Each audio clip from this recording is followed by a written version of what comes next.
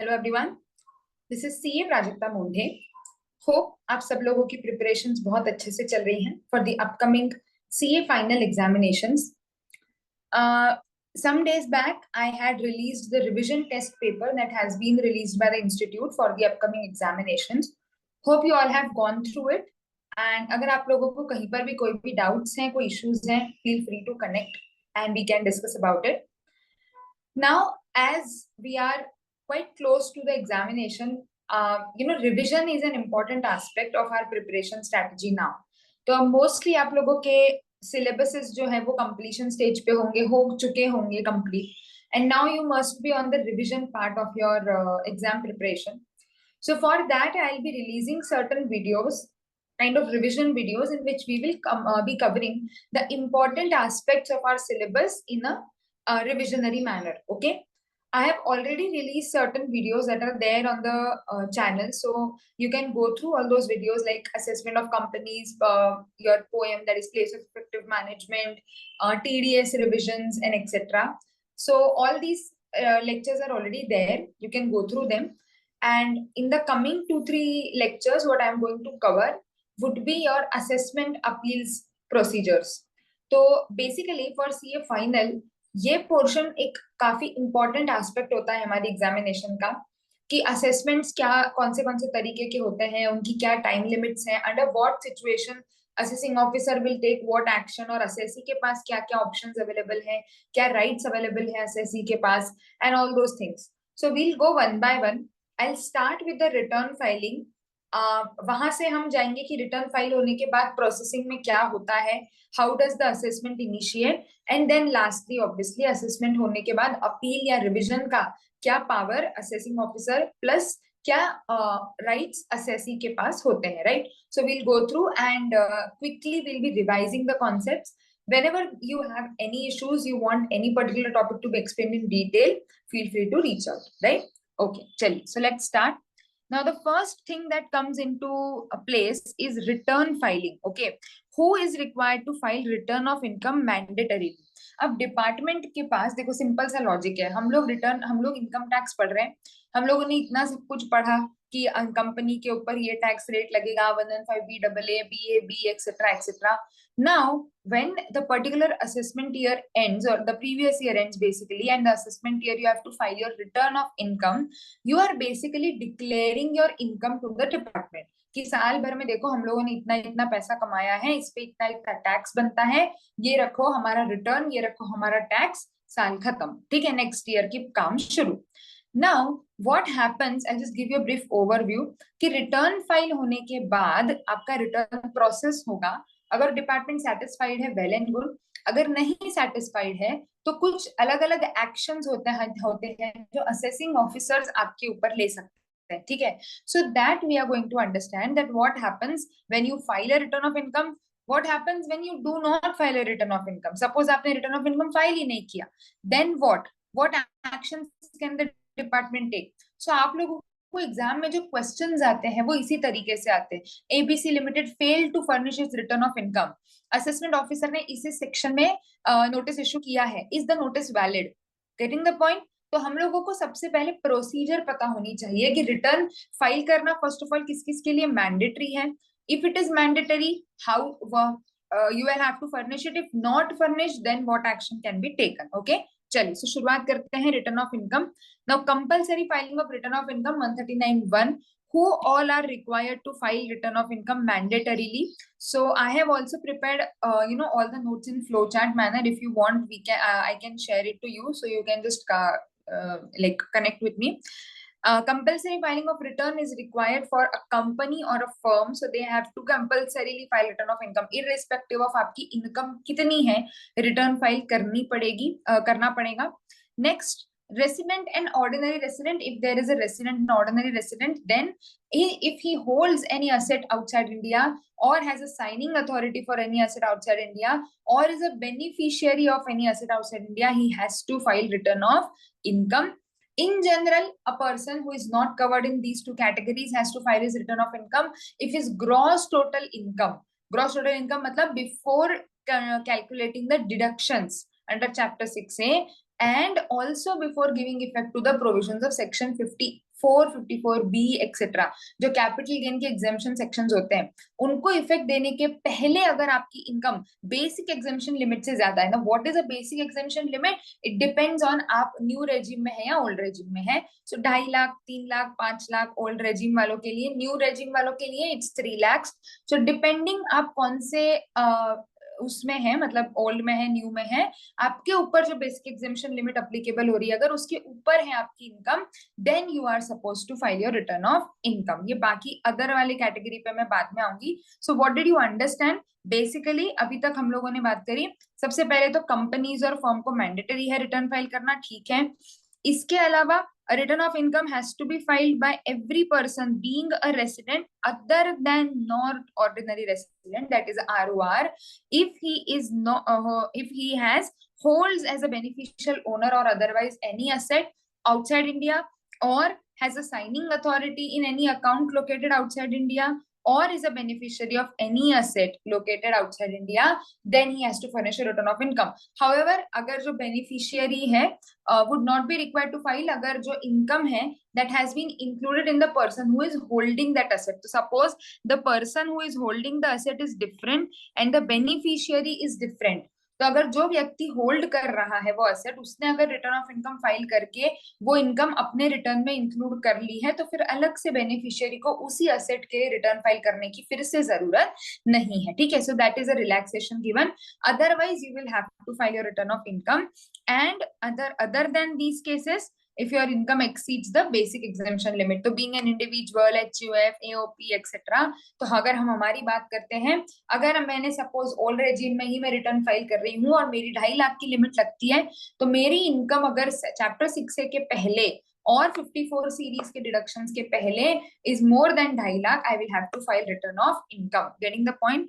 Now moving on to certain additional cases where government has now mandated the return of income filing. अब यहाँ पर department ने बोला है कि भाई तुम भले ऊपर नीचे किसी भी दूसरे पार्ट्स में नहीं आ रहे हो, बट अगर आपने कोई ऐसे ट्रांजैक्शंस किए हैं जो हमको लगता है कि क्वांटिटी वॉल्यूम में सब्सटैंशियल है, you will have to file your return of income. ना बहुत बार क्या होता है, in fact in loud of budgets and speeches and all, department has come up with things that we can see. For example, expenditure on foreign travel. So people are going on foreign travels, they are having a good amount of expenditure on foreign travel, but they are not filing the return of income. या फिर the return of income is not commensurate with the number of foreign trips they are having. तो भाई आप foreign जाना है तो उसके लिए पैसे भी तो होने चाहिए ना आपके पास. मतलब अगर आप घूमने जा रहे हो तो आपके पास इनकम है, that is a but understood fact. तो ये जो क्राइटेरिया है ये आपकी इनकम से डायरेक्टली रिलेटेड नहीं है. मतलब उन्होंने ये नहीं बोला है कि आपकी इनकम अगर 4 लाख से ज्यादा है तो रिटर्न आपको फाइल करना है, या आपकी इनकम अगर 8 लाख से ज्यादा है तो आपको रिटर्न फाइल करना है. They are not concerned at all. तुम्हारी इनकम कितनी भी हो, अगर तुमने ये पर्टिकुलर क्राइटेरिया फुलफिल कर लिया, फॉर एग्जाम्पल अगर आपने फॉरेन ट्रैवल पर 2 लाख से ज्यादा का खर्चा किया है खुद के लिए या किसी आपके may be other people, family वगैरह के लिए, तो फिर आपको रिटर्न फाइल करना पड़ेगा. क्यों? क्योंकि हमको ये जानना है कि आपके पास खर्च करने के लिए पैसा कहाँ से आया. Getting the point? So these are certain additional conditions. If these get fulfilled, then also a person is mandatorily required to furnish his return of income. And there were certain additional points notified in the Finance Act 2022, which again talk about the additional conditions. इनमें से कुछ भी अगर again satisfy हो जाता है तो भी आपको रिटर्न फाइल करना पड़ेगा. तो let us talk about these conditions one by one. So what they have given is, see, deposited amount or aggregate amount exceeding 1 crore in one or more current accounts maintained with a banking company or a cooperative bank. 1 crore से ज्यादा का deposit हुआ है. अच्छा, exceeding 1 crore है, ठीक है, equal to नहीं, exceeding 1 करोड़ अगर डिपॉजिट हुआ है then return has to be furnished. Expenditure exceeding 2 lakh for himself or any other person for a travel to foreign country. Expenditure of an amount or aggregate amount exceeding 1 lakh towards consumption of electricity. तो अगर 1 लाख से ज्यादा का electricity का bill आ रहा है तो भी डिपार्टमेंट पूछ सकता है कि भैया ये क्या क्या यहाँ पर कोई ऐसा तो नहीं कमर्शियल एक्टिविटी हो रही है और हम लोगों को नहीं पता है। So these are the cases again irrespective of your income you have to file your return of income if these conditions get fulfilled. Now let us talk about the additional conditions that have been added in this case. So CBDT wide notification 37/2022 has added certain other conditions wherein again return filing has been made mandatory. Total sales turnover receipts exceed 60 lakh. तो हो सकता है कि आपकी business में income बहुत नहीं हो लेकिन अगर आपका टर्नओवर 60 लाख के ऊपर चला गया है तो भी आपको रिटर्न फाइल करना पड़ेगा। ग्रॉस रिसिप्ट्स इन प्रोफेशन एक्सीड 10 लाख। बिजनेस में 60 लाख के ऊपर है, अगर आप प्रोफेशनल हो तो लेट्स से मैं अगर अपनी खुद की प्रैक्टिस डालती हूँ, हो सकता है मेरी इनकम बेसिक एग्जामिशन लिमिट के ऊपर नहीं है, हो सकता है मैंने ऊपर की कोई कंडीशंस फुलफिल नहीं करी है, लेकिन साल भर में मेरी प्रैक्टिस से जो रिसिप्ट्स हुई मुझे है ना, मेरा P&L का जो क्रेडिट सेल्स वाला पॉइंट है that has exceeded 10 lakhs, I will be required to file my return of income. Aggregate of TDS collected or tax collected at source is 25 or more, 25,000 or more. So exact 25,000 पे भी file करना पड़ेगा। And अगर आप resident हो और more than या equal to 60 years age के हो, मतलब सीनियर सिटीजन हो, द लिमिट विल बी 50,000 और मोर। अगर इतना टीडीएस एंड टीसीएस, तो टीडीएस 15,000 है, टीसीएस 20,000 है, 35,000 return has to be filed. ऐसे क्वेश्चंस एग्जाम में आते हैं और हम कंफ्यूज हो जाते हैं कि यार दोनों को मिला के 25 देखना है, एक के साथ 25 देखना है। So if these conditions are fulfilled then also you are required to file the return of income. Getting the point? ठीक है। Lastly deposit in one or more saving bank account is 50 lakhs और मोर। तो अब यहाँ पर अभी तक ये करंट अकाउंट की बात कर रहे थे, अब इन्होंने सेविंग अकाउंट को भी कवर अप किया है। तो इनमें से किसी भी पॉइंट में अगर आप आ जाते हो, you will have to file the return of income. Now when you talk of filing return of income, when it is to be filed, obviously there has to be a due date. तो अभी due dates के ही time चल रहे हैं सब लोगों के। What is the due date? If the assessee is a company, person other than company जिसको अकाउंट्स ऑडिट कराने हैं या तो इनकम टैक्स के अकॉर्डिंग या एनी अदर लॉ के अकॉर्डिंग, या फिर a partner of a firm whose accounts are required to be audited. तो फर्म का अगर ऑडिट हो रहा है तो फिर उस फर्म के पार्टनर की भी due date will be 31st of October. ठीक है, तो this is first due date 31st of October. Next, in case of an assessee including partners of the firm or the spouse of such partner, if the provisions of 5A applies, यहाँ पर भी वो partner के spouse वाला condition ऊपर भी दिया है। being such assessee who is required to furnish report under 92E, 92E मतलब ट्रांसफर प्राइसिंग ऑडिट। सो अगर असेसी इंक्लूडिंग फर्म के पार्टनर्स, तो अगर फर्म की डेट नवंबर है तो पार्टनर की रिटर्न की ड्यू डेट भी क्या हो जाएगी, नवंबर हो जाएगी। 30th of November will be the last date for return filing. Any other assessee, it is 31st of July. So these are the due dates up to which you will have to furnish a return of income. Now the next thing that comes to our mind is what would happen if the return is not furnished within the due date. Simple. अभी ठीक है, return file करना है, ठीक है, अगर file करना है तो 31 जुलाई या फिर आपका 30 नवंबर, 31 अक्टूबर, whatever is the due date shall apply. Okay, what would be the consequences if this return is not filed in due date? Then you will first of all have to furnish interest under section 234A, that is default in furnishing return. So 1% per month or part of month you will have to pay the interest after the due date. जो भी date आपने miss करी वहां से लेके up to the due date of filing, अगर आपने due date के बाद फाइल करा है तो, और अगर फाइल ही नहीं किया है तो जब आपका असेसमेंट कंप्लीट हुआ तब तक आपको इंटरेस्ट देना पड़ता है। लेट फाइलिंग फीस साथ के साथ आजकल लेट फाइलिंग फीस भी लगाई जाती है। So new provision had been inserted. It's been a while now that 234F has been inserted.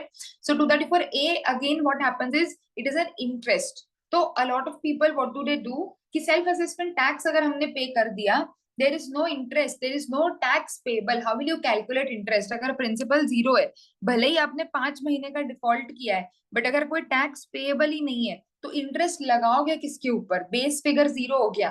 तो लोग क्या करते हैं कि रिटर्न नहीं फाइल किया, टैक्स पे करके रख दिया, तो इंटरेस्ट नहीं लगता फिर उसमें। सो बेसिकली ऐसे सिचुएशंस को अवॉइड करने के लिए, या may be you can say कि अलोंग विथ इंटरेस्ट एक फीस भी लगाई गई है कि आपको लेट फाइलिंग फीस देनी पड़ेगी 5,000, and if the income is up to 5 lakh, then the maximum amount of late filing fees would be 1,000. So this is what has to be paid if there is a default, or there is a failure to furnish the return of income, or there is a delay to furnish a return of income, 234A or 234F. Okay, now let us talk about return of loss. Yes, if you are having a loss, then also you have to file a return of income. In fact, if the return is of loss, it is mandatorily to be filed within the due date under 139(1), so that you can carry forward that loss. So there are certain losses which cannot be carried forward if the return is not filed within the due date. ठीक है, तो आपको examination में question ऐसा आ सकता है कि suppose दो कैटेगरीज दी हैं, ऐसे क्वेश्चंस हैं, मॉड्यूल में भी हैं, और इट इज बेटर अगर आप सॉल्व भी करके जाएं, बिकॉज नॉट नेसेसरीली कि हमको सिर्फ सेक्शन याद होना चाहिए, उसका प्रैक्टिकल इम्प्लीकेशन भी पता होना चाहिए। तो सपोज आपको एक पर्सन की इनकम और उसकी डिटेल्स दी हुई है, आपको बोला है कि ही इज इंटरनली कुछ कंपनी में इश्यूज चल रहे हैं, ही मे मिस द डेडलाइन। तो वो जानना चाहता है पहले से कि भाई अगर मैंने नहीं फाइल किया, अगर मैं नहीं फाइल कर पाया within the due date, what would be the consequences on me. So what, how will you explain. Obviously 234A 234F तो है ही सही, लेकिन उसी के साथ साथ अगर आपका लॉस है, कहाँ कहाँ पर, बिजनेस लॉस है, स्पेक्यूलेशन लॉस है, स्पेसिफाइड बिजनेस में लॉस है 35AD वाला, capital gain, owning maintaining resources, इनमें से किसी भी हेड में अगर आपको लॉस है, मतलब अनअब्सॉर्ब डेप्रिसिएशन और हाउस प्रॉपर्टी को छोड़ के किसी भी प्रकार का अगर लॉस आपको कैरी फॉरवर्ड करना है, the return has to be filed within 139(1) due date. If not, the loss will lapse, आप उसका benefit claim नहीं कर पाओगे, it cannot be carried forward for the set off. Getting the point? So very very important to be kept in mind. Apart from interest और late fees, ये भी एक बहुत बड़ा रिपरकशन होता है, अगर आपका बिजनेस लॉस वगैरह है, आप उसको आगे कैरी फॉरवर्ड नहीं कर पाओगे। ठीक है, so this point has to be kept in mind. Now once what happens if you miss the deadline, अभी जरूरी तो नहीं है ना, हो सकता है किसी वजह से रह गया, नहीं फाइल कर पाए, तो अगर भूल गए रिटर्न फाइल करना ड्यू डेट में, तो कब तक कर सकते हैं, और अगर फाइल तो कर दिया था बट बाद में पता चला कुछ गलती हो गई थी, कुछ छूट गया था हमसे रिटर्न में, तो रिवाइज कब तक कर सकते हैं। The both the time limits are same before 3 months prior to the end of the assessment year. So if there is assessment year is 24-25, it ends on 31st of March 2025. इससे 3 महीना पहले, that is 31st of December 2024. So previous year 23-24 का belated या revise return भरने की last date is 31st of December 2024. Getting the point? और completion of assessment whichever is earlier. So mostly assessment बाद में ही कंप्लीट होते हैं practically अगर देखा जाए तो। अगर कभी दिसंबर के पहले हो गया तो फिर वहीं तक, उसके बाद आप रिटर्न रिवाइज नहीं कर सकते, या बिलेटेड रिटर्न भी फाइल नहीं कर सकते हो। ठीक है, सो क्या क्या बात करी, रिटर्न किस किस को फाइल करना मैंडेटरी है, what is the due date, what would happen if not filed within the due date, and then how to file a belated or a revised return. Now many a times when the return is filed, it is not filed with a proper details along with the filing of return of income. Then there is a lot of confusion, and what happens is that the persons, they are getting a notice of defective return. So what is a defective return is very important to be kept in mind. When you talk of a defective return means that the return is having some kind of defect, that it is incomplete in some aspect. तो वो आपको एक intimation देंगे, आपको बोलेंगे कि ठीक है आपका डिफेक्टिव रिटर्न हुआ है, 15 दिन का आपके पास समय है, अगर आप एक्सटेंशन है आप एक्सटेंशन मांग सकते हो, अगर आपको एक्सटेंशन मिल गया तो वो एक्सटेंशन का पीरियड आपको कंसिडर करना है, और within that period you have to furnish और you have to rectify the defect, कि ठीक है हम मानते हैं हमारी गलती हो गई, ये लो हम सही करके आपको वापस से रिटर्न दे रहे हैं।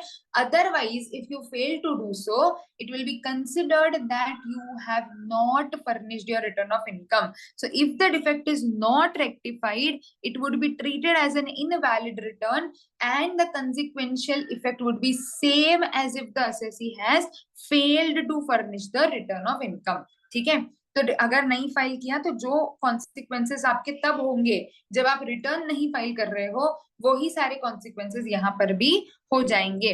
When is a return considered to be a defective return? Annexure statement वगैरह उसके साथ जो जो भरने हैं आपको कंप्यूटेशन के, वो सब आपने बराबरी से नहीं दिए हैं। Return of income is accompanied by the following. So statement computation के साथ होना चाहिए, वो नहीं दिया। ऑडिट रिपोर्ट, अगर आपके ऊपर ऑडिट एप्लीकेबल है तो 1 month prior it should be furnished, वो अगर नहीं फर्निश करी है। If you have paid tax और टीडीएस और any prepaid tax, advance tax, self assessment tax, अगर आप बोल रहे हो कि हाँ मेरा टीडीएस डिडक्ट हुआ है, that has to be there in the return of income. Schedule TDS में वो डिटेल्स होनी चाहिए, किस किस ने डिडक्ट किया, क्या डिडक्ट किया, ये सब चीजें आपको देना पड़ेगी। आपका एडवांस टैक्स के चालान की डिटेल्स वगैरह आपको रिटर्न में देनी पड़ेगी, सेल्फ असेसमेंट चालान की डिटेल देनी पड़ेगी। और अगर अपडेटेड रिटर्न है, अपडेटेड रिटर्न में अलग से कवर करूंगी, it is a very different concept all together, तो वो प्रूफ भी आपको देना पड़ेगा। If you are compulsorily required to maintain books of accounts, if you have been maintaining books of accounts, आपके books of accounts की सारी copies, trading P&L, personal accounts, partners अगर फर्म है तो पार्टनर के personal accounts, all these details have to be given. If the accounts are audited, you have to provide your audited financials. Cost audit हुआ है तो cost accounts आपको देने पड़ेंगे। एंड अगर आपने रेगुलर बुक्स मेंटेन नहीं करी है तो भी कुछ बेसिक चीजें आपको देनी पड़ती हैं, जैसे कि आपका टर्नओवर कितना है, ग्रॉस प्रॉफिट कितना है, नेट प्रॉफिट कितना है, एक्सपेंसेस कितने हैं, डेटर, क्रेडिटर, स्टॉक, कैश, ये चार चीजें P&L से रिलेटेड, ये चार चीजें बैलेंस शीट से रिलेटेड आपको रिटर्न में फर्निश करनी पड़ेगी, even if you are not mandatorily maintaining your books of accounts. Okay, if you are not required to maintain your books of accounts, then also, so all these information, if it is not complete, the return is not complete in all these aspects, it would turn out to be a defective return. So very very important, whenever there is a defective return notice, it can be invalid return, it would be as good as no return filed. So it is a very important to keep in mind when you are filing a return of income, all these things should be kept in mind. And even in from examination point of view, आपको ये questions आते हैं कि a person has filed his return of income, however he forgot to attach the details of the challan paid for self assessment, what can be the repercussion? तो आपको बताते आना चाहिए कि भाई ये रिटर्न डिफेक्टिव हो जाएगा तो प्रोसेस ही नहीं होगा और आगे ऐसा मान लिया जाएगा कि आपने कभी कोई रिटर्न फाइल ही नहीं किया है। ठीक है, so these are the provisions relating to filing of return of income. Now when we talk about filing of return of income, it is very important to file it within the due date. Why? Because as I explained, there are certain benefits that you would miss by the if you do not file your return of income within due date, like आपके जो losses हैं वो carry forward नहीं हो पाएंगे, आपको interest देना पड़ेगा, लेट फीस देनी पड़ेगी, ये तो हमने बात करी ही। Further there are certain deductions which are not allowed to be claimed if the person is not filing return under 139(1). तो 80JJAA वगैरह या फिर आपके जो इनकम बेस्ड जितने भी डिडक्शन है, IA, IB, QQB, RRB, ये जितने भी आपके इनकम बेस्ड डिडक्शंस हैं वो सारे आप तभी क्लेम कर सकते हो अगर आपका रिटर्न जो है वो 139(1) की ड्यू डेट में फाइल हुआ है। अदरवाइज ये इनकम बेस्ड डिडक्शंस जो है वो कुछ भी आप क्लेम नहीं कर सकते हो under your return of income. Also with effect from assessment year 24-25, 10AA deduction can also not be claimed अगर आप return due date पे file नहीं करते हो। So it's very important to keep in mind. And also we have been seeing in the past attempts that there are questions where the assessee has come to a consultant to ask that what would be the repercussion, अगर मैं नहीं भर पा रहा हूँ किसी वजह से ड्यू डेट पे रिटर्न, तो मेरे ऊपर क्या क्या एक्शन लिया जा सकता है, that you will have to keep in mind कि ये सारे एक्शंस आपके ऊपर लिए जा सकते हैं और ये सारे आपके नुकसान है बेसिकली, कि अगर आप रिटर्न ड्यू डेट पे फाइल नहीं करते हो तो लॉस आगे नहीं ले जा पाओगे, deductions, income based deductions claim नहीं कर पाओगे, etcetera. All these conditions would be checked. Now a return would become defective when it would become defective, that we have already discussed. A return that is altogether complete just for the fact कि आपका tax नहीं पे हुआ है, वो return defective consider नहीं किया जाएगा। If it is otherwise valid, सिर्फ इस वजह से कि टैक्स नहीं पे किया 140 मतलब सेल्फ असेसमेंट में, return will not get as a defective return. Okay, So these are the provisions relating to your return filing. Whatever tax आपका जो भी रिटर्न फाइलिंग के समय पर टैक्स बचता है after adjusting your TDS, TCS, refund claimed, all double taxation avoidance treaty वगैरह के benefits, after claiming all those benefits, the tax that is remaining, you have to pay it as a self assessment tax, so that has to be paid. And suppose you have not paid your tax fully, तो आपका जो tax payable आ रहा था, suppose आपकी tax liability आ रही थी let's say 40,000, उसके ऊपर आपका इंटरेस्ट अमाउंट था 1,000 for example under 234 A B C whatever, और आपकी फीस का अमाउंट था 500, I am taking imaginary figures, okay. तो टोटल आपको 41,500 पे करना था, लेकिन आपने सिर्फ let's say you have paid only 38,000 rupees, then your amount shall be first adjusted towards fees. So fees for will be adjusted सबसे पहले, and then your amount would be adjusted against the interests under 234 A B C. फिर जो बचेगा that shall be adjusted towards the balance self assessment tax payable, है ना। तो पहले ये 38,000 में से पहले ये 500 एडजस्ट होगा, फिर ये 1,000 एडजस्ट होगा, और फिर जो बचेगा वो आपके ये 40,000 के अगेंस्ट एडजस्ट किया जाएगा. That is how your adjustment has to be done. Okay, so these are basically the provisions relating to filing return of income. I have already prepared another video for updated return of income because it is a very vast and a detailed topic and recent, बहुत पुराना, बहुत नया नहीं है but बहुत पुराना भी नहीं है. So again a very important aspect from examination point of view, so that I have covered separately. You can I'll attach the link along with this video and you can just go through it once. So basically that is what is updated return and what are the different kinds of return that we discussed. कि return file करना है, कब करना है, किस किस को करना है, all that is what we discussed today. Now very important aspect is what happens after filing return of income. अभी रिटर्न तो फाइल कर दिया, अब क्या डिपार्टमेंट क्या क्या कर सकता है, और अगर मैंने रिटर्न फाइल ही नहीं किया, जाओ नहीं करना रिटर्न फाइल, ठीक है मेरी इनकम में करोड़ों कमा रही बट नहीं करना मुझे return file. So what action can the department take, मतलब once the assessee has filed the return of income. तो अभी आज हमने जो अभी डिस्कस किया that was from the point of view of the assessee. Assessee के क्या ऑब्लिगेशंस हैं, क्या ड्यू डेट्स हैं, क्या अप्लीकेबिलिटी रहेगी. बट अब हम क्या बात करेंगे in the next part, that what will happen after filing of return of income, or if you fail to furnish the return of income, what actions department can take to assess your income. This was the self assessment, right? जब हम return file करते हैं हम खुद से खुद की income assess करते हैं. So this is this will be discussing in the next part. I have divided the whole assessment procedure in 3 small parts so that it's easy to understand. First हमने बात करी return filing basic overview. Next इसमें सारे मैं assessments cover करूंगी, आपके assessment procedures और सारे assessments, best judgement, scrutiny etcetera. And last I will take for income escaping a separate lecture because that is a very important point all together. Income escaping assessment हम तो एक पूरा overall हम cover करके 3-4 parts में इसको थोड़ा थोड़ा करके समझेंगे ताकि आप लोगों की अंडरस्टैंडिंग अच्छे से डेवलप हो जाए, right? So go through all these provisions and let me know if you have any doubts or any issues. So we discussed about the various provisions relating to filing of return of income. ठीक है, so अब हमें किस तरीके से questions आएंगे वो हमने साथ के साथ डिस्कस किया. Who is required to mandatorily file return of income? There may be cases where you can be asked that this so and so person has approached you कि he wants to know what would be the consequences if he fails to furnish the return of income, or if he fails to furnish the return of income within the due date prescribed under 139(1). So how will you what would be the consequences as a consultant, what would you advise? So accordingly you will have to give the answers.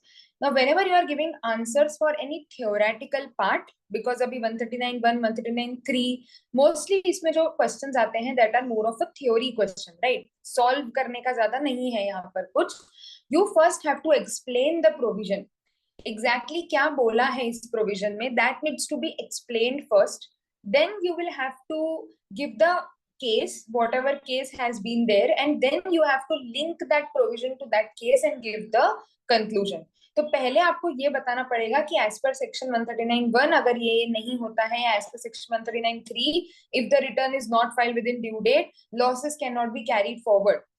For example ये सब कुछ आपने provision को explain कर दिया, right? Now you will talk about mister Rahul in the given case has approached in case of company ABC Limited. Company has a loss in the business head and accordingly wishes to ये कि know the consequences of not filing the return of income within the due date prescribed under section 139(1). Then what would be the consequences? इन दोनों को link करके आपको conclusion देना है कि accordingly in the particular given case section 139(3) shall be applicable and therefore he will not be able to carry forward his losses for the future years and set off those losses against his future income. So all these things further जो आपके 234A वगैरह के sections हैं, accordingly you will have to explain. So how to write that answer is a very very important thing. Not only knowing the provisions obviously correctly, but how to write that answer, ठीक है? सो अभी हम लोगों ने last lecture तक ये बात करी कि रिटर्न फाइल करना कब मैंडेटरी है, कब मैंडेटरी नहीं है, कब आपको ड्यू डेट क्या रहेगी, अगर ड्यू डेट मिस हुई तो कब तक फाइल कर सकते हैं, अगर गलत फाइल हो गया तो क्या हम रिवाइज कर सकते हैं, अगर बिलेटेड की रिवाइज्ड की सारी टाइम लिमिट चली गई और बाद में याद आया कि अरे यार कुछ एडिशनल इनकम थी जो हमने तो ऑफर ही नहीं करी, तो क्या अपडेटेड रिटर्न भर सकते हैं? All those things we discussed. Now talking about what would be the consequence if there is no return furnished. Suppose करते हैं कि हम लोगों ने ये तो बात करी कि इंटरेस्ट लगेगा वगैरह, but what are the rights of the assessing officer? तो मैंने आपको लास्ट हम लोगों ने ये बात करी थी कि फर्स्ट पार्ट इज असेसी. ये जो हमने सबने बात करी दैट वाज सेल्फ असेसमेंट, है ना, कि असेसी ने कैलकुलेट किया और उसने रिटर्न फाइल कर दिया. Now what are the actions और the rights available to the assessing officer? ठीक है, वो अब आज हम बात करने वाले हैं कि असेसमेंट्स किस किस तरीके के हो सकते हैं. सेल्फ असेसमेंट मतलब मैंने खुद ने मेरा असेसमेंट किया कि मेरी इनकम इतनी होनी चाहिए, मेरे हिसाब से मैंने टैक्स कैलकुलेट करा और रिटर्न फाइल कर दिया. What is assessment? If we talk about from the department point of view, how will the department assess your income and what are the different types of assessments that he can start on you, like he can basically undertake on the assessee. So let us start first, inquiry before assessment. अब suppose अगर किसी व्यक्ति ने return ही file नहीं किया, उसने self assessment में कुछ भी डिक्लेयर नहीं किया, क्या डिपार्टमेंट डायरेक्टली आपको असेसमेंट का नोटिस भेज सकता है, या फिर पहले डिपार्टमेंट को आपको ये बोलना पड़ेगा कि आपने हमारे रिकॉर्ड्स के हिसाब से you have not furnished your return of income, please file your return of income? तो व्हाट इज द प्रोसेस, है ना, how it goes ahead? So let's see. Inquiry before assessment, issue of notice to any person for making assessment. Now this is not necessarily applicable only in the case where return is not furnished. I will explain you one by one. So as of now, let us talk about two scenarios that can occur practically. First is that the person has furnished his return of income. ठीक है, तभी क्या होगा तो वो मैं एक अलग से आपको प्रोसेस समझाती जाऊंगी. And not furnished return of income, ठीक है, अगर रिटर्न फर्निश नहीं हुआ है तो सबसे पहले आपको 142(1) की नोटिस में ये बोला जाता है कि भाई रिटर्न भर दो.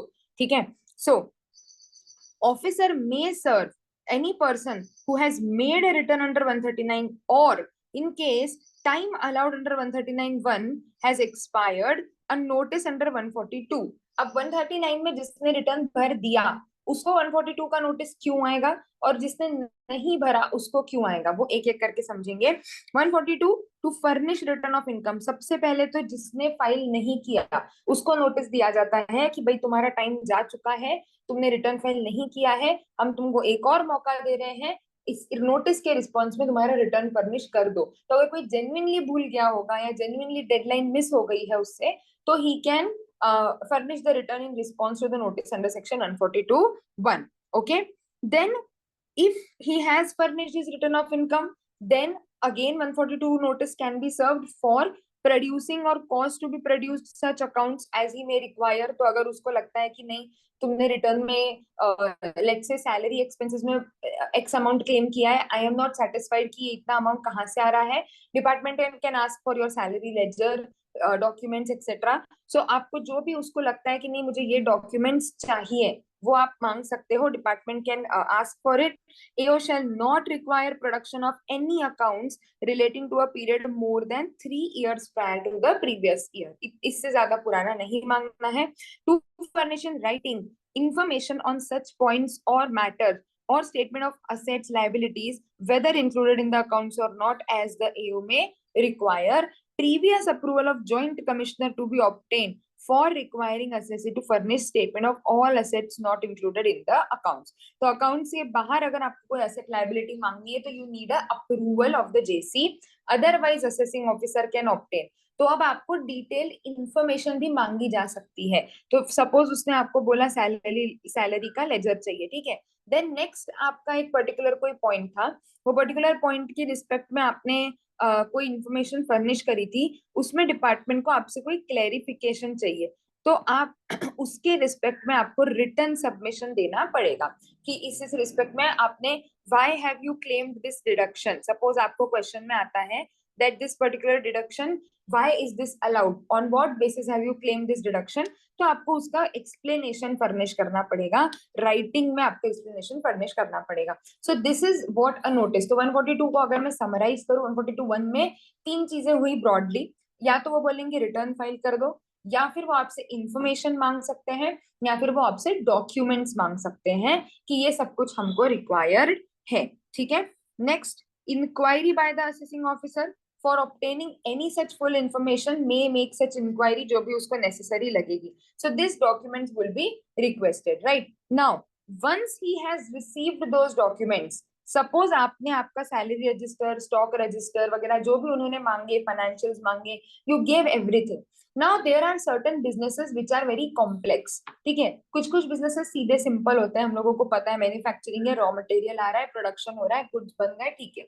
कुछ कुछ ट्रेडिंग के बिजनेसेस है, ठीक है, सर्विस इंडस्ट्री है, ठीक है। But there may be certain businesses which the arrangement और the nature of the transactions are very complicated, ठीक है। या फिर जो डॉक्यूमेंट्स मिले हैं डिपार्टमेंट को, दे आर वेरी वॉल्यूमिनस, वो अकेला बैठ के असेसिंग ऑफिसर या उसकी टीम नहीं कर पाएगा, उसको वेरीफाई नहीं कर पाएगा। In such situation he can ask your give a direction for getting your audit books of accounts audited or your inventory valued, ठीक है। तो अगर उसको इन्वेंट्री पे डाउट है तो उसने इन्वेंट्री के आपसे डॉक्यूमेंट्स मंगवा लिए, लेकिन अब उसको जब वो सारा इतना सारा डेटा आया तो he was not in a position to give that much time, और may be the transactions are very complicated, any issue, then he can ask, he can give a direction कि भाई इसका हमको ऑडिट करवा के चाहिए या इसका हमको इन्वेंट्री वैल्यूएशन करवा के चाहिए। So any stage of the proceedings before him, assessing officer having regard to the nature and complexity of the account, volume, doubt about the correctness, multiplicity of transactions, बहुत transactions नहीं कर सकते, उनके दूसरे भी तो काम होते हैं, specialized nature of business, नहीं उसको अंडरस्टैंडिंग आ रही है एकदम से डॉक्यूमेंट से कि इसमें कैसे कैलकुलेशन हुआ है, interest of the revenue, he is of the opinion कि उसको ऑडिट या अकाउंट्स इन्वेंट्री वैल्यू करवाना जरूरी है।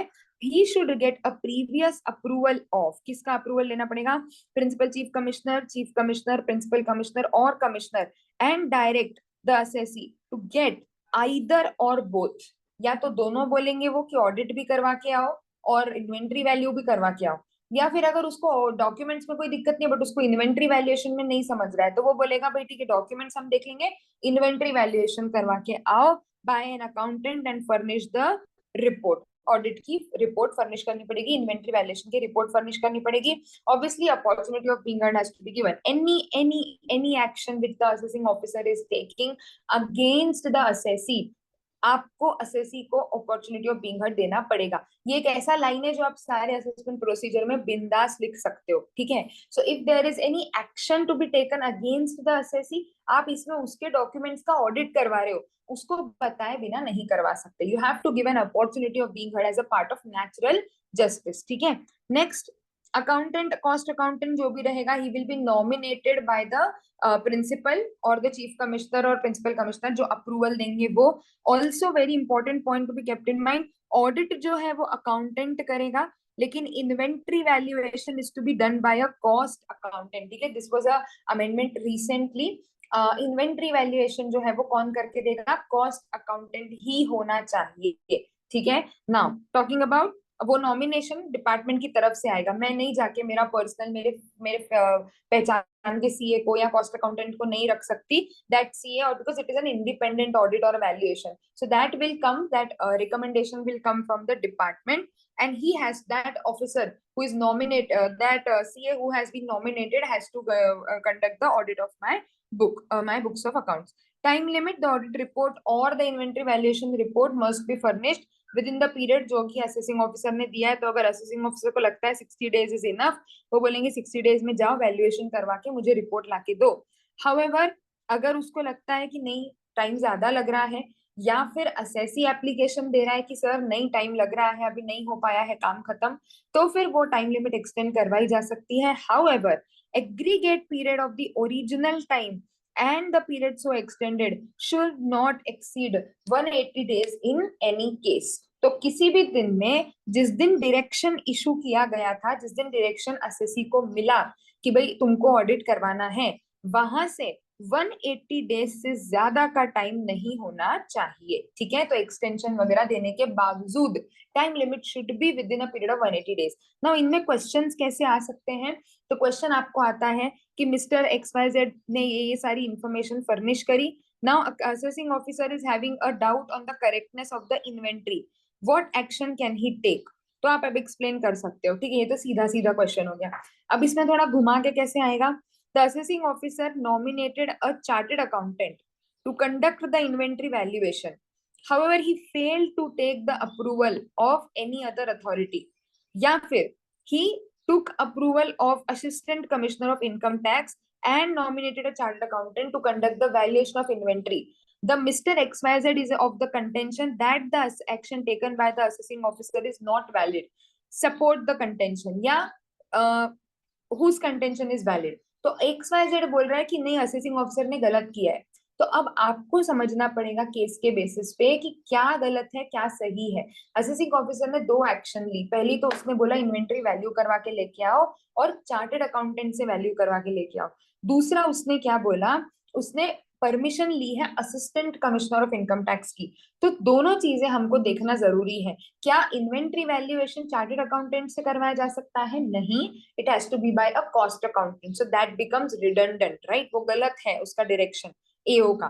AO has to nominate a this cost accountant, and also this action should be approved by a specific authority, that is either the principal chief commissioner, commissioner or principal commissioner। assistant commissioner of income tax, क्या वो approval दे सकता है, क्या वो approval सही है, या अगर असेसिंग ऑफिसर ने अप्रूवल ही ऑब्टेन नहीं किया तो क्या ये एक्शन लिया जा सकता है।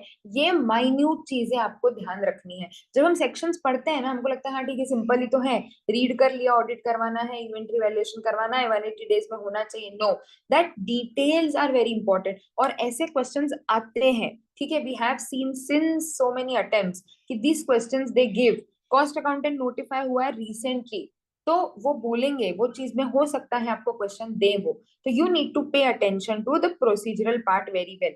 आपको डेज दे दिया उन्होंने, direction was issued on this date, however the audit report was furnished by the assessee on this date, the assessing officer is not ready to accept the audit report considering it as time barred, is the action of the assessing officer justified। सो ये सब हमको पता होना चाहिए कि हाँ extension के बाद में भी 180 दिन के अंदर अंदर ऑडिट रिपोर्ट आ जानी चाहिए। Now what if the CA is not giving time, मतलब अब तुमने ऑडिटर को अपॉइंट तो कर दिया, एसएससी ने सारी इन्फॉर्मेशन दे दी, बट वो सीए टाइम नहीं दे रहा है, वो बिजी चल रहा है, उसका सीजन चल रहा है, सितंबर सीजन चल रहा है, everyone knows what is September season, October season, right. बहुत प्रेशर में होते हैं हम लोग। तो अभी वो बोल रहा है मेरे पास अभी टाइम नहीं है, बाद में देखते हैं, बाद में देखते हैं, करते करते इसका 180 दिन निकल गया।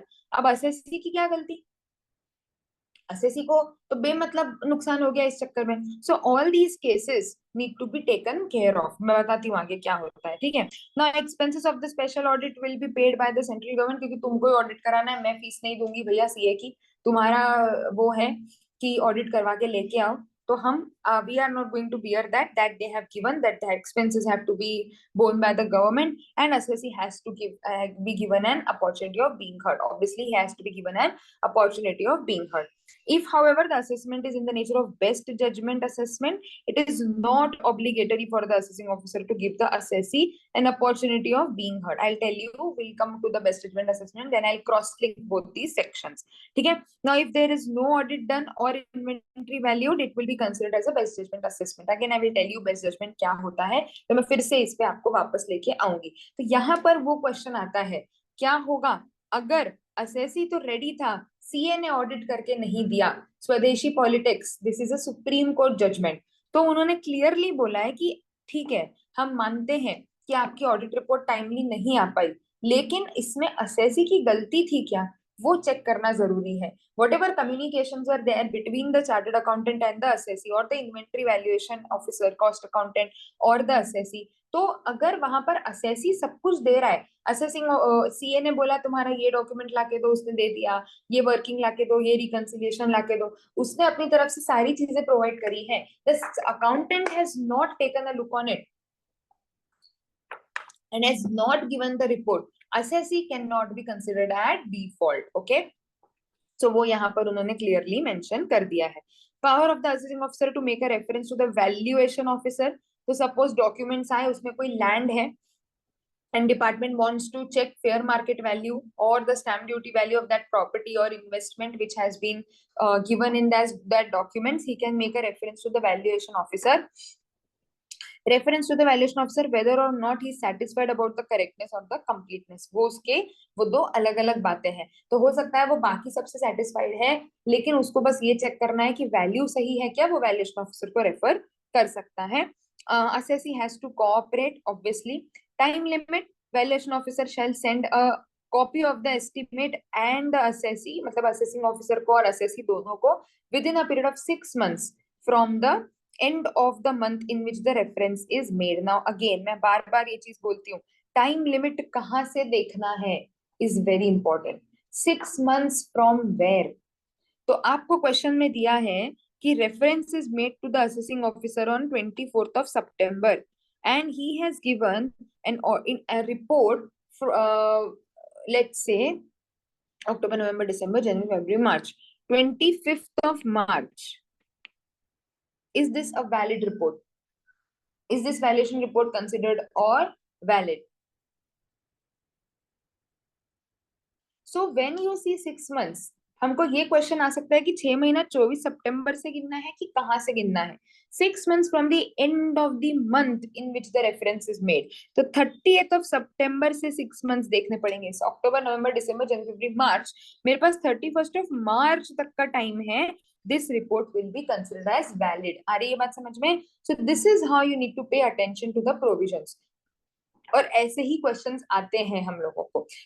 Then basis on that valuation report, the assessing officer shall go take ahead the assessment. Everything is now faceless, so all the documents and everything has to be submitted as a faceless assessment. Now ये हमने बात करी कि भाई assessment से पहले जो सारा डॉक्यूमेंटेशन असेसिंग ऑफिसर के पास आया है, तो इंक्वायरी वो क्या क्या करेगा before making the assessment. Inquiry before assessment, right? How do you do that? We discuss कि क्या क्या आपको करना पड़ेगा. Now what happens if a return has been furnished. तो मैंने आपके 2 कॉलम बनाए थे, ठीक है, इनिशियली. उसके आगे चलते हैं एक स्टेप और. Section 143(1) that is intimation. Once you file the return of income, your return is processed by the CPC, central processing centre. It is a online processing. I hope आप सब लोगों ने अगर आर्टिकलशिप में डीटी में articleship करी होगी तो असेसमेंट देखे ही होंगे. समरी असेसमेंट मतलब इंटीमेशन तो देखा ही होगा. तो once the return has been filed under 139, 139(1), 139(4), 5, 8A, whatever, or in response to notice under 142(1), such return shall be processed. Now this is a processing which is done in the system. तो कुछ कुछ जो basic गलतियां हैं, अगर आपके return में कोई बहुत बेसिक एरर हो गई है कि 4 + 4 8 होने की जगह गलती से अर्थमेटिकली आपने इसको 4 + 4 16 कर दिया है, तो ये ऐसे एरर्स को आपका इंटीमेशन जो है वो सुधार के आपको लाके दे देगा. So this is a very basic scrutiny. Conceptually चीजें, लिटिगेटिव चीजें या सेक्शन के इंटरप्रिटेशन से रिलेटेड चीजें यहाँ चेक नहीं होंगी. There are only some specific adjustments that can be made. So once your return is filed, this is a summary assessment. एक ऊपर ऊपर से रिव्यू होता है. तो जैसे हम लोग जब आंसर शीट लिखते हैं, मतलब हम एग्जाम में होते हैं, हम आंसर शीट देते हैं, तो जो इन्विजिलेटर होता है वो क्या देखता है, हाँ ठीक है, नाम लिखा है, रोल नंबर लिखा है, नंबर ऑफ आंसर शीट्स कितनी है, उस पर टिक कर दिया है, वगैरह वगैरह, fine. That is a kind of summary assessment, कि ऊपर ऊपर से कोई चीज गलत तो नहीं हो रही है. That is what is a kind of summary assessment. ठीक है.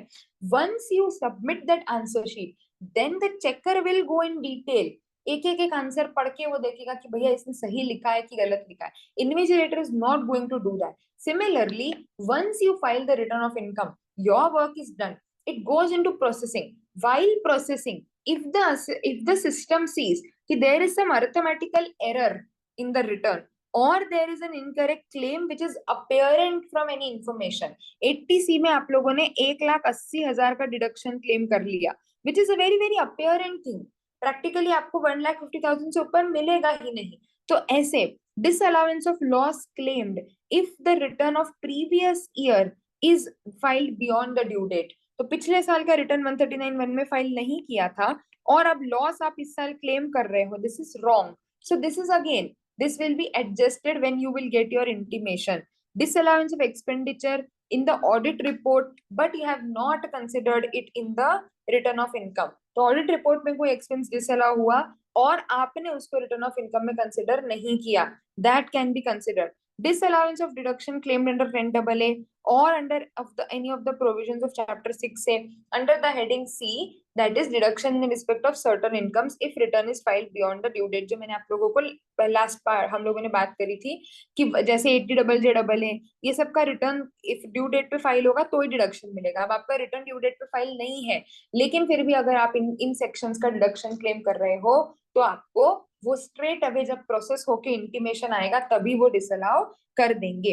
Before making such adjustments you have to give an opportunity of being heard, obviously as a natural justice, क्योंकि हो सकता है कोई चीज हमसे छूट गई हो या डिपार्टमेंट के प्रोसेसिंग में कोई एरर आ रही हो, तो वो आपको एक अपॉर्चुनिटी दी जाएगी. You have to respond to it within 30 days, and if no response is given within 30 days, आपका जो इंटीमेशन है वो वैसा का वैसा प्रोसेस होके आपको दे दिया जाएगा. इनकरेक्ट क्लेम मतलब क्या? Item which is inconsistent with other entry of the same item. मतलब जैसे आपने पीजीबीपी में से इनकम रिड्यूस करी, इंटरेस्ट इनकम, क्या बोल के, it will be taxable in the head other sources, है ना. ऐसा आपने वो ड्रॉप डाउन में सिलेक्ट किया रिटर्न फाइल करते समय, और 45,000 की इंटरेस्ट इनकम जो थी वो आपने बाहर करी आपके पीजीबीपी से और अदर सोर्सेज में टैक्सेबल नहीं करी, तो ये आपको इंटीमेशन में एडजस्टमेंट होके आ जाएगा. In respect of information required to be furnished to substantiate such entry has not been furnished in the return. Suppose 80JJAA के लिए 10DA फॉर्म फाइल करना मैंडेटरी होता है, नहीं फाइल करा, रिटर्न में ऐड होके आ जाएगा. Deduction which exceeds the statutory limit, जो मैंने बताया 80C का 1.5 लाख की जगह आपने 180 क्लेम कर लिया, this will be an incorrect claim. Then once that adjustment has been done, आपका टैक्स, इंटरेस्ट जो 234A, B, C वगैरह वो सब उस पर कैलकुलेट होगा, उसके बेसिस पर कैलकुलेट होगा, और जो भी आपका रिफंड, रिलीफ वगैरह है वो उस इनकम के बेसिस पर कैलकुलेट किया जाएगा जो हमारी इंटीमेशन की इनकम आई है. Intimation can be issued within 9 months from the end of the financial year in which the return is furnished. किस साल का रिटर्न है उससे फर्क नहीं पड़ेगा, किस साल में रिटर्न फाइल किया है, उस एंड से फाइनेंशियल ईयर 9 मंथ्स तक आपके इंटीमेशन इशू हो जाना चाहिए. ठीक है. Once that intimation has been issued, it is a demand notice, आपको 30 days के अंदर अंदर पे करना पड़ेगी अगर आपकी इनकम में एडिशन हुआ है तो. Intimation is also sent in a case where loss is declared by the assessee, no tax is payable, no refund is due, तो भी आपको intimation दिया जाएगा. अदरवाइज अगर आपको intimation नहीं आता है तो जो रिटर्न फाइल हुआ है वो ही आपका 143(1) विल बी कंसिडर्ड कि वो एक्सेप्ट हो गया, जैसा का जैसा फाइल किया वैसा का वैसा एक्सेप्ट हो गया है. So that is why this process has been given. Now again everything is now online, so this processing also happens online. ठीक है.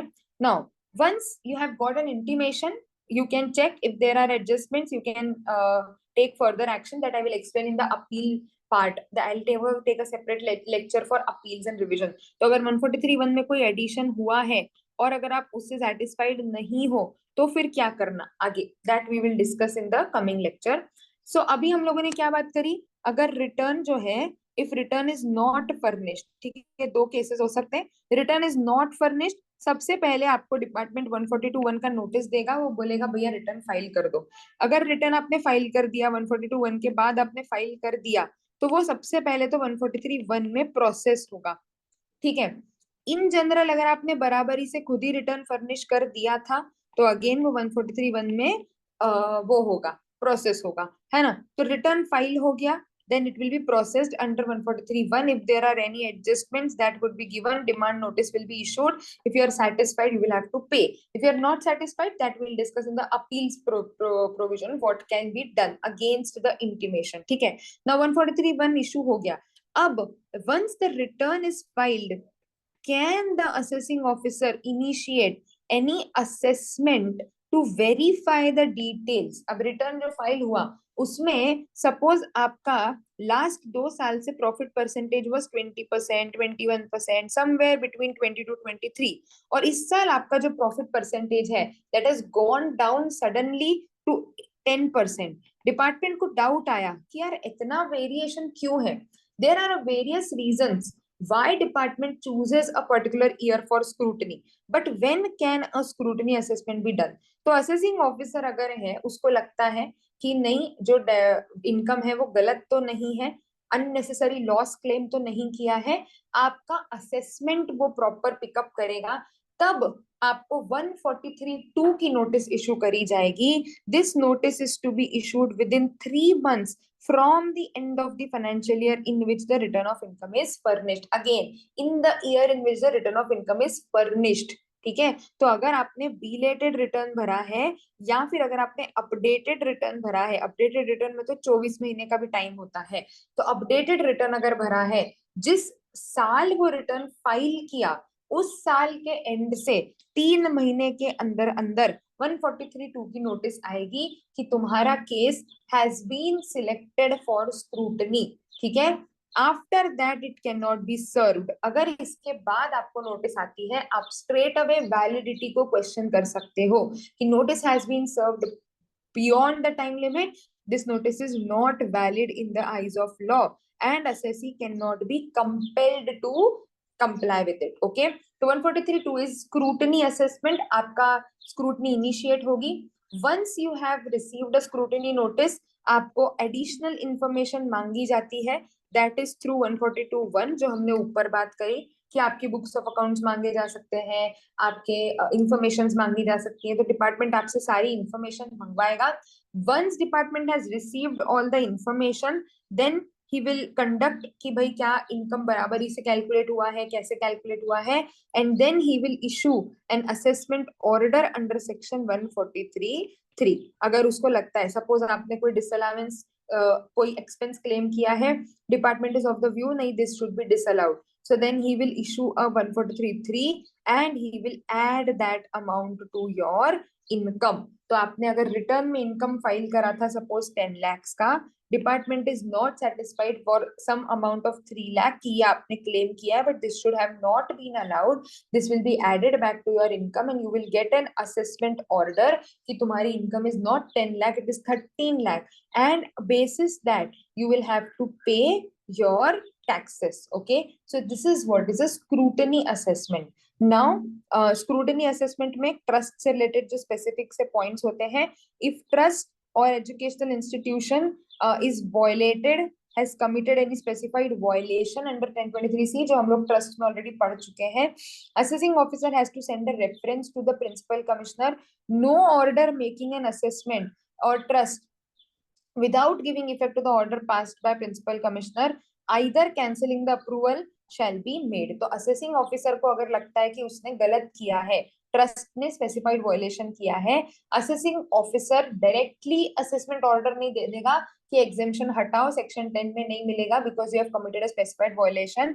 उसको पहले कमिश्नर को बताना पड़ेगा, कमिश्नर को बोलना पड़ेगा कि मेरे हिसाब से इसका अप्रूवल जो है वो विड्रॉ होना चाहिए, इसको एग्जेम्पशन नहीं मिलनी चाहिए। Once the principal commissioner or commissioner gives that order of refusing the exemption or accepting it, whatever, then basis that order only the assessing officer should complete the assessment. वो मन से decision लेकर के close नहीं कर सकता है. Okay?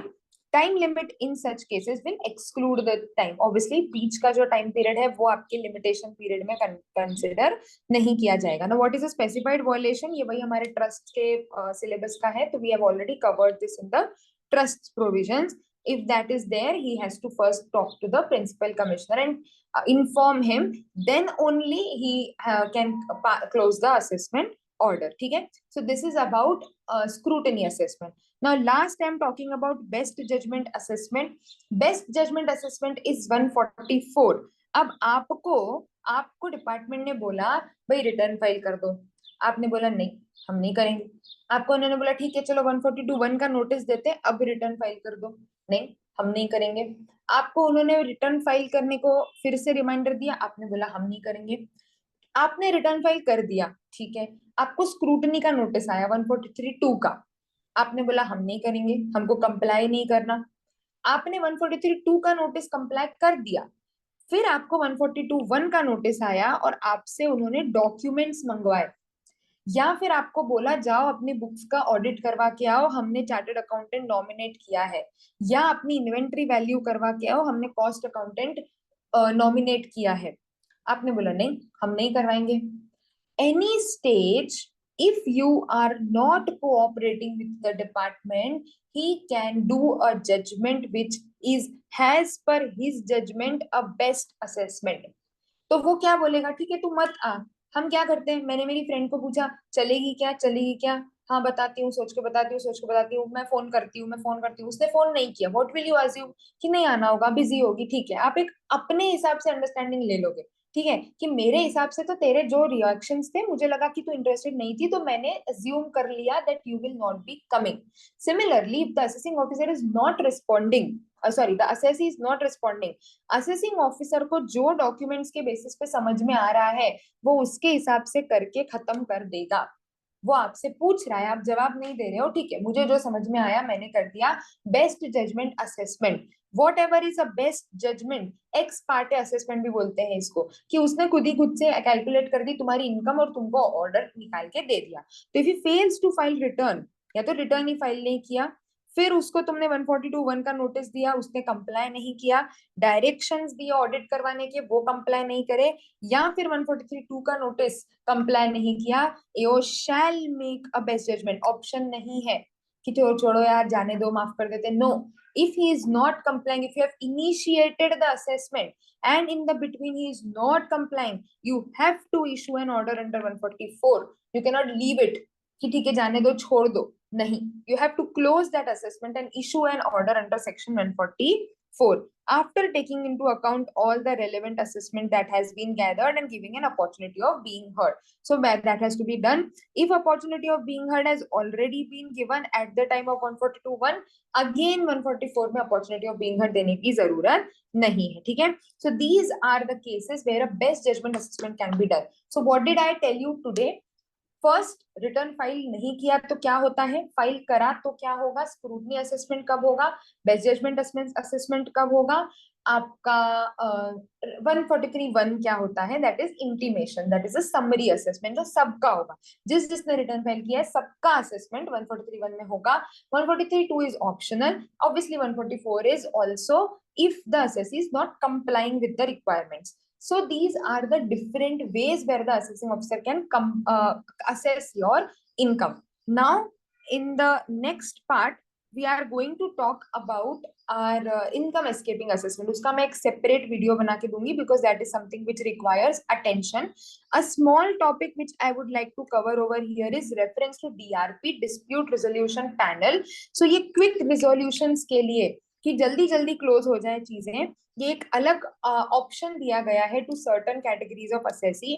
Once your assessment is initiated, अगर आप एक एलिजिबल असेसी हो, मतलब या तो आपके केस में ट्रांसफर प्राइसिंग का वेरिएशन हुआ है कि आपने कोई प्राइस बताई, डिपार्टमेंट को लगता है नहीं आर्म्स लेंथ प्राइस गलत है और उसने आपकी इनकम में एडिशन किया है, या फिर आप एक नॉन रेसिडेंट हो और आपका असेसमेंट चल रहा है, assessing officer directly assessment order देने के पहले एक ड्राफ्ट ऑर्डर इशू करेगा और आपको एक ऑप्शन देगा, अगर तुम सेटिस्फाइड नहीं हो तो डिस्प्यूट रिजोल्यूशन पैनल के पास चले जाओ। Dispute resolution panel eligible assessee within 30 days from the receipt of the draft order has to decide कि मैं एक्सेप्ट करता हूं या फिर मैं डीआरपी के पास जाना चाहता हूं। अगर वो डीआरपी के पास जाता है तो डीआरपी उस पूरे डॉक्यूमेंट्स को चेक करेगा, इंफॉर्मेशन लेगा और डिस्प्यूट रिजोल्यूशन पैनल अपना डायरेक्शन इशू करेगा कि इस सिचुएशन में क्या होना चाहिए। Once that direction has been issued, assessing officer has to complete the assessment on the basis of the directions that have been issued by the dispute resolution panel. Okay, so dispute resolution panel अपने ये देगा, AO उसके बाद दिमाग नहीं लगाएगा, AO has to pass the assessing order within the period. So direction has to be issued within 9 months from the end of the month in which draft order is forwarded, and upon receipt of such direction, assessing officer has to pass within 1 month from the end of the month in which the direction is received. ये assessment order will become the final assessment order for the assessee. तो उसके पास दो options हैं. So if DRP has been, so he has two options basically. If he wants, he can go to the DRP. The DRP will study all the facts, basis that issuer order, basis that DRP directions, assessing officer shall issue his final assessment order, and then again assessee agar assessee if not satisfied with that order, also again he can go ahead to appeal, that I will discuss in the appeals and revision.